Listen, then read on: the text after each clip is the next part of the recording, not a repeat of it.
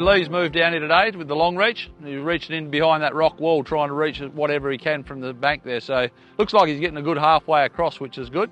And you can see the pile of dirt he's got there. He's got a double handle. He's got to get it sorted to the edge and then he's got to move it again. But he's doing a good job, and I think it'll be a nice area for us to pump a bit of the sludge from the dam below. It'll probably stay there, but if he digs a lot more out, we'll probably move it over the fence, build a dry wall and just sit it up behind it. If we don't get to it before winter, it'll be held up in the paddock. It won't be in the dam, at least the dam's clean, and then we can cart it away in the summertime. Behind the rock wall, we're going to have a silt curtain, and probably another silt curtain a bit into that dam as well. But when we pump with our little pumps, we'll be able to pump back over that rock wall, and the sediment should stay behind that silt curtain. It's a bit of a dead zone there, but we need a place to put our sludge anyway, so for years to come. And you can see that we can actually access it with a digger, so we can clean it out from year to year, or every few years we need to clean it out, we'll do that. So we've had Matt's crew in here for a few days. They were just stirring the water up, putting a few pumps in and pumping the water under our dam wall down onto the flats. And once they got the water low enough below our pipe, we came in yesterday and we set up that scour pipe.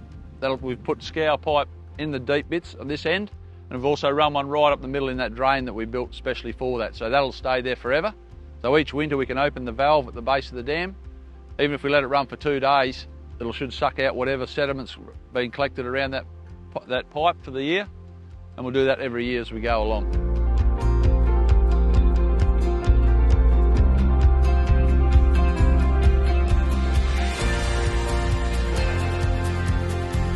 When they were doing their dredging, essentially they just had it was almost like a big air blast pipe. There was about 100mm blue pipe. All that by doing was just blowing up that dirty black mud so it gets in the suspension in the water. Then we had 3 or 4 small pumps that were sucking that dirty water straight into the pipe under the dam wall, which sent it down onto the river flat. So we got probably 50% of the sludge like that.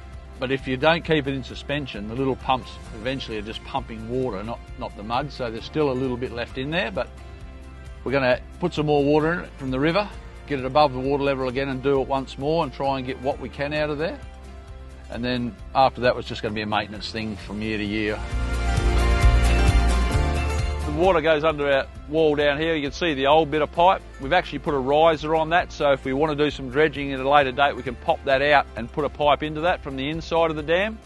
But essentially, once we let it all go, she goes out that, comes out down the bottom of this new spillway we've made. We've got a tap down the bottom, and we've diverted the water because there's a lot of sludge and stuff, and we've had it running across the flats down there. And we built a wall, which we've now turned into a road that runs along the river, so that'll stay high and dry all winter as well now.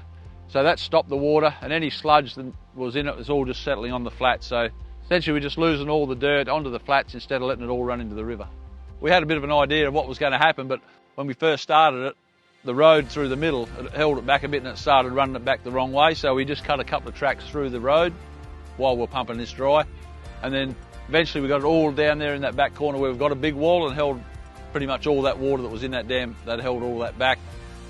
Give it time to settle down and soak into the ground, and the mud was left behind.